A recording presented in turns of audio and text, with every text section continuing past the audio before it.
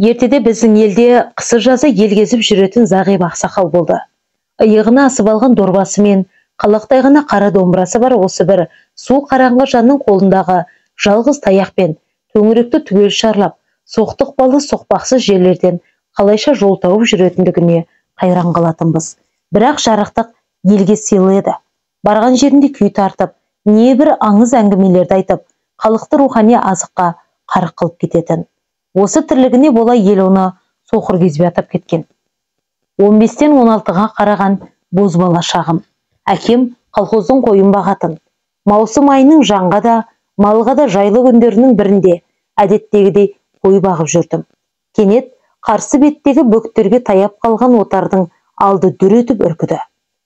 Дәуде болса итқұс шығар деп, солай беттей бергенімде арғы жағынан жаяу адамның қарасы көрінді. Бұл кім болды екен деп ойлап үлгергенімше, жанымнан екелі қалмайтын бітімі кесек дүрегей тазым, зор даусымен аузын толтыра үріп, орнынан өре түрегелді. Иттің даусын естіген әлгі кілт тоқтай қалды да, даусын созыңқырай, «Ассалаумағалейкум, малжан аман болсын» деп, сәл еңкейіп, ізет білдірді. Ел аузындағы соқыр кезбе екен. Үлкен кісі болған соң, қасына барып өзімде сәлем бердім. Бір-бірімізді бұрыннан танитын жандардай қауқылдасып, амандық саулық сұрасып жатырмыз. Әкемді танитын болып шықты. Сыртынан қанша естігенім болса да, бұл кісіні көргенім осы. Түс әлеті болып қалған. Ақсақал екеуміз асықпай отырып түстендік. Шешемнің күн ұзақ, қарның ашат деп салып берген азығы мен торсыққа құйған қою айраны екеумізге артығымен жетті. Шамасы жолдан шаршап кебішкен тамақ аш өзегіне түсіп кетті ме? Байырхан ақсақал аздан соң астына төсеп берген бөстекке жантайған қалпы көзі ілініп кетті. Соқыр кезбенің азан шақырып қойған аты Байырхан екен. Мазасын алмайын, әрі бұтырай бастаған малдың бетін қайырайын деген оймен атымды жетектеп төмен құлдилап кеттім.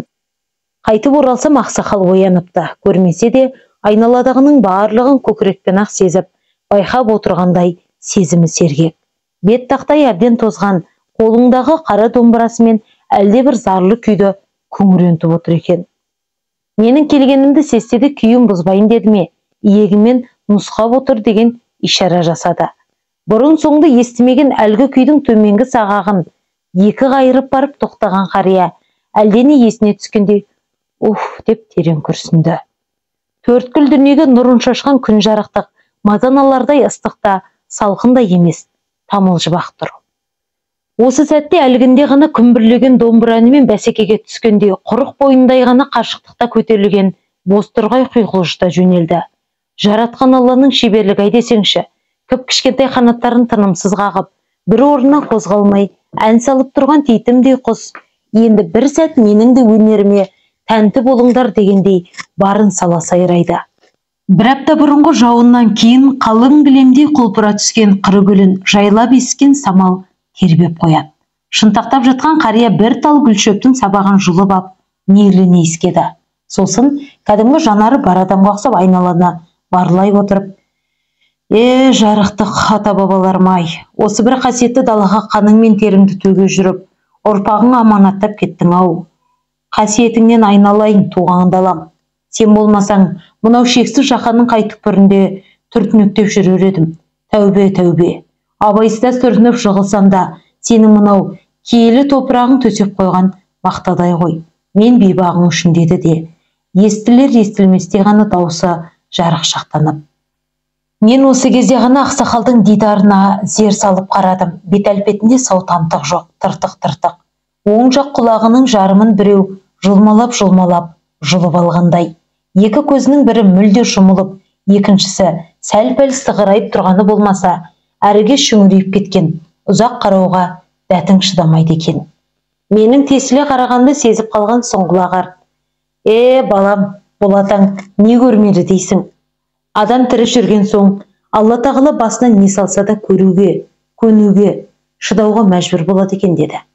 Мен ұрлығы әшкере болған жандай қысылып екі бетім ду ете қалды. Сосын балалық ба, болмаса бойымда әлде бір қызығушылық биледі ме? Ата, сіз жайлы, сіздің тағдырыңыз жайлы әркім әрқалай айтып жүреді. Менің қылығым өрескел болар дегенмен ренжімесеңіз өзіңіз жайлы әңгімелеп бересіз бе? Егер ескі күндерді есіңізге түсіру сіз үшін ауыр болса, қолқамды қайтып алайын дедім, батылданыңқырап. Ақсақал ештеңе естімеген жандай үнсіздіктің тұңғиығына шомып, тырс етпей отырып қалды. Тіпті қасында орынсыз қолға салып отырған мені ұмытып кеткендей.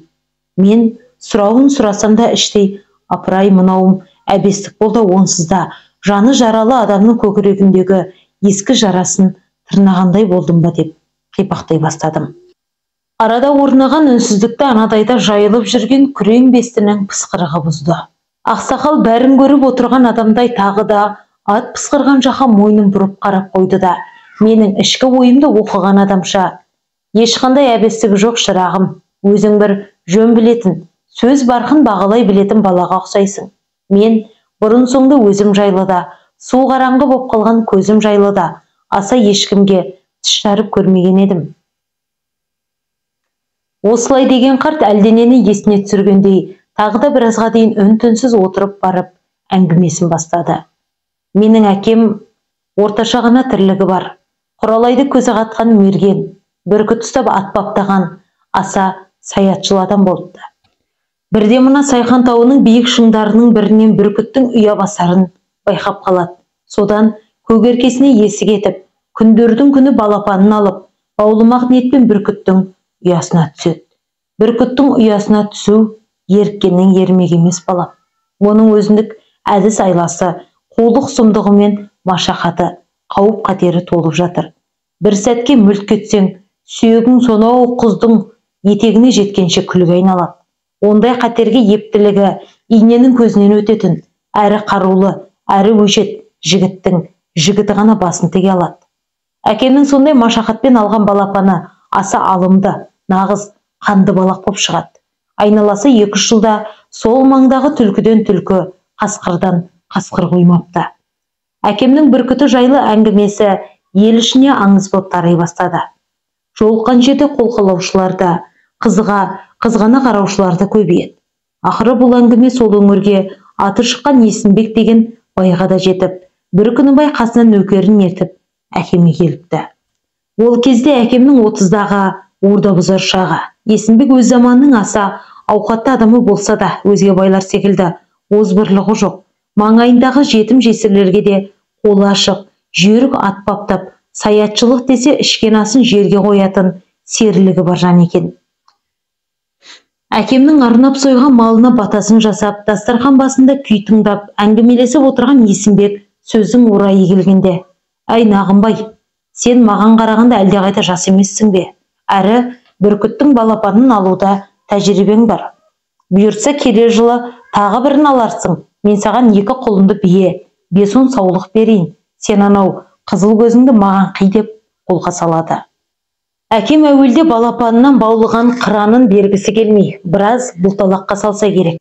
Бірақ қазақта жоқтық не жегізбейді, тоқтық не дегізбейді деген сөз бар ғой. Әрі қай заманда болмасын күштінің арты диірмен тартатыны белгілі. Есімбектің шамырқанса, берсең қолыңнан, бермесең жолыңнан деп белден бірақ басарында, және оған еш қайран қыла алмасында сезген қолы қысқа әкем ақыры бала шағаның қамы үшін деп көнген көрінеді. Қолына қыранын қондырған Есімбек әкеме риза боп аттанады. Сосын уәдесінде тұрып көп ұзамай айырбасқа таған малдарын жеткіздіріп беріпті. Содан әкем келер жылы ерте бастан дайындалып, сәтін салғанда өткендегі қыранның тағы бір балапанын алады. Жарықтық тектілігі сонша бұл жолы да жалғыз жұмыртқа басып шығарыпты. Алайда бұл жолы ұябасар мен аталық қыран 2 жақтап шабуылға шығып, шың басында жүрген әкемді жазым ете жаздайды. Әйтеуір қолындағы қамшысымен жан таласа қорғана жүріп аман қалған көрінеді. Сондағы ұябасардың ұясына таяп кеп шаңқылдаған үнімен қанталаған көзі әлі күнге дейін есінен кетпейді деуші еді әкем жарықтық. Әкем бұл балапанды да бабына келтіріп баптап, бағып қаға бастайды. Негізі бүркіт жұмыртқасын қыс айында шайқайды. Бір қызығы сол жылдың ақпан айында қыранның балапанымен қатар мен де дүниеге келіппін. Әкем ат шаптырып той жасамаса да, маңайындағы туыс туған жақын жекжатқа шілдехана тойынан дәм таттырып, маған азан шақыртып ат қойғызады. Өзі қалыптасқан дағдысы бойынша қыранын баулып, аңын аулап, қоңыр тіршілігін кеше береді. Күндердің күнде бұрын соңды ел естіп көрмеген оқыс оқиға болыпты. Осылай деп терең күрсінген ақсақал тағы да біршама үнсіз қалады. Сосын бойын түзеңкіреп ап, үзілген әңгімесін жалғастырды. Жаз айы болса керек. Көк екіндіден ауған шақта ойбай әкетті деп баж ете қалған әйел адамның ащы даусы оншақты үйлі шағын ауылды аяғынан тік тұрғызады. Иттер абалап, жұрт шулап, әлгінде ғана жайбарақат жатқан ауыл әп-сәтте азан-қазан болып шат шәлекейі шығады. Абырой болғанда әкем сол күні ғана жолдан келген екен. Шулаған ел ауылдың іргесінен ағып жататын шағын өзеннің жағасында есінен танып жатқан анамның басын көтеріп, бетіне су шашып, есін жиғызады. Не болғанын өзі де ұқпай, тілі байланып қалған қайран анам екі көзі шарасынан шыға аспанға қарай беріпті. Бұл сонау көкте не іздеп жатыр деп аңтарылған көпшілікте көкке көз жүгіртсе, көз жетер биіктікте ауылдың үстін айнала ұшып жүрген бүркітті байқайды. Бауырында қарайып бірдеңе көрінетін секілді. Осы сәтте сонау көктен шырқырай жылаған жас сәбидің, яғни 6 айға енді ғана толған менің даусым естіледі. Есі шыққан ел астапыралла десіп, апырай енді не болар екен, ана биіктен баланы тастап жіберсе қайтеміз деп, әлгі жерде қолдарынан келер қайрандары жоқ, тұрған жерлерінде сеңдей соғылысыпты. Айдың күннің аманында алақандай ауылды алатайдай бүлдірген көк тағысы кедей ауылын тағы бірнеше мәрте айналыпты да, шыңғыздары көз ұшында мұнартып жатқан Сайхан тауын бетке алып ұзай беріпті. Осы сәтте әуелде не боп, не қойғанын түсінбей, абдырап қалған әкем жалма-жан атына қарай жүгіріпті. Ол шошаладан шапшаңдатып, керек жарағын алып, белдеудегі бәйге жиреніне міне сала, баласын бүркіт әкеткен бақытқа қарай тұра шабады. Есі шығып есеңгіреп қалған ел шулап шұрқырап қала береді. Осыған дейін 2 мәрте балапанын алдырған бүркіттің ұясына жеткенше әжептәуір жер. Дәуде болса бұл көк тағысының маған қайтарған кегі болар. Атаңа нәлет-ай, бүйгүнә сәбиімді ұясына апарып паршалап тастамаса жарар. Тым болмағаны баламның сүйегін алып қайтармын деп, өз-өзіне жігер берген әкем бүркіт ұя салған жанама жартастың түбіне келгенде қас қарая бастапты.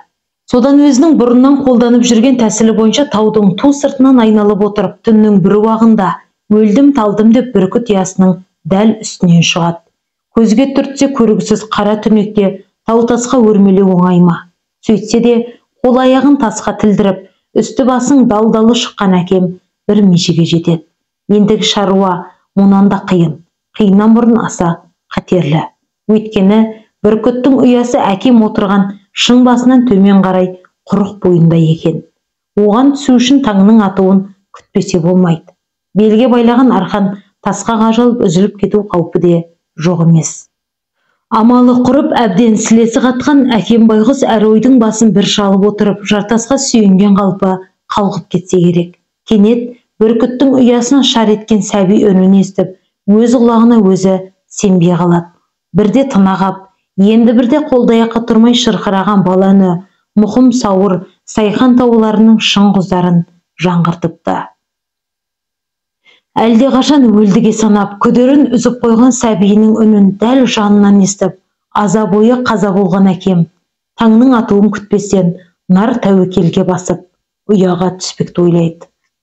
Бұл жолы қыранның емес, ұяда өлім мен өмірдің арасында жатқан өз балапанын алу үшін. Беліндегі арқанның бір ұшын шың басындағы теңіз жуан шынардың түбіне, ал екінші басын беліне мықтап байлап ап, бір Аллаға сыйынып, білетін дұғасын оқып, әрекетке көшеді. Бұл уақытта жаздың қысқа таңы да құлан ектене бастапты. Ұясына түсіп келе жатқан адамды көрген бүркіт ұшып кетеді. Әкем ұяға түсіп, бет аузында сау тамтығы жоқ, қан жоса болып қансырап, үзіліп кетердей болып, әзер-әзер демалып, есінен танып жатқан балапанын бауырына басып, отырағап еңкілдеп ұзақ жылапты. Қазақ су ішкілігі бар дейді, менің мына дүниеден татар дәмім бар екен. Әйтпесе, бүркіт қалақтайғаны баланы қанды шеңгелімен сығымдай салса, немесе сонау көктен тастап жіберсе, сол жерде жан тәсілім етпеймін бе? Дегенмен, шеңгелін салған жердегі 6 қабырғам сынып кетіпті. Бүркіт алып кеткен 6 айлық баласын бір тәуліктен соң тірідей үйіне алып келген әкемнің қайсарлығы мен табандылығына жұрт қайран қалған көрінеді. Осы оқиғадан соң әкем бүркіт баулығанды сап дейіп, ендігі жерде аңдып жүріп, қыранды атып өлтірмекті ойлайды. Бірақ түйсік әлденен сездірді ме, болмаса кегін қайтарғасын, қайырсыз мекеннен басқа жаққа кетуді жөн санады ма, ұябасар бұл маңнан қайтып көрінбепті.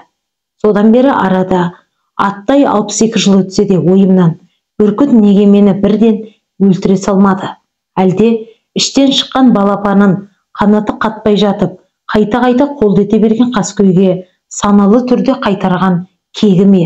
Болмаса адамзат баласына керек бала, құсекеш құсқа да керек екендігінен сабақ алсын деді ме екен деген сұрақтар санамнан бір сәт шығып көрген емес деп Байырхан ақсақал әңгімесін аяқтады. Зағип ақсақалдың әңгімесін мен ғана емес, айналадағы тіршілік атаулы ұйып тыңдағандай бір сәт өлі тыныштық орнады. Манағы бір әзірде домбырамен бәсекелесіп, құйқылжыта ән салған бозторғай да көрінбейді.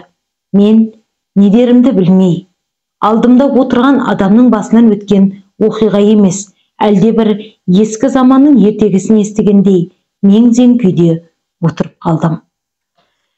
Әңгіме авторы Серік Құсанбаев.